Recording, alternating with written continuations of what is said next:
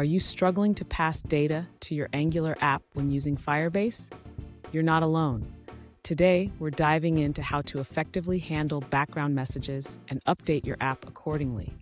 I completely understand how frustrating it can be when you receive push notifications but can't update your app's state based on them. Many developers face this challenge, and it can feel like a dead end.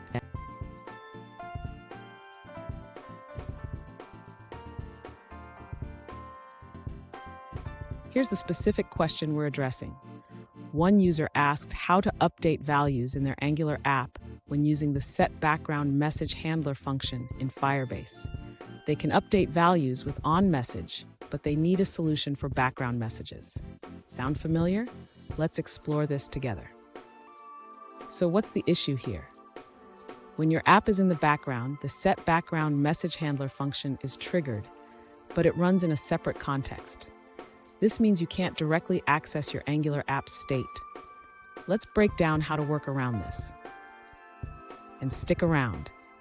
At the end of this video, I'll share a bonus tip that will help you manage your notifications even better. To begin addressing the user's question, we need to modify the background message handler to store the received notification data. This can be done by using local storage. Next, the user should retrieve the stored notification data when the app is opened or brought to the foreground. This can be done in the main Angular application. Now, let's implement the update values method in the Angular component. This method will handle the logic for updating the application state based on the notification data. Finally, the user should ensure that the local storage is cleared after the data has been processed. This prevents stale data from being used in future sessions. Fun fact, did you know that the first push notifications were sent in 2009? They have come a long way since then, and now they can be a powerful tool for user engagement. Now, let's look at the answers provided by other users.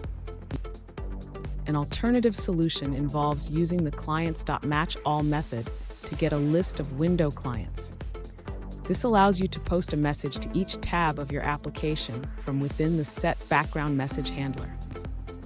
To receive the message in your Angular app, add an event listener for messages from the service worker. This will allow your app to react to the notifications sent from the background handler.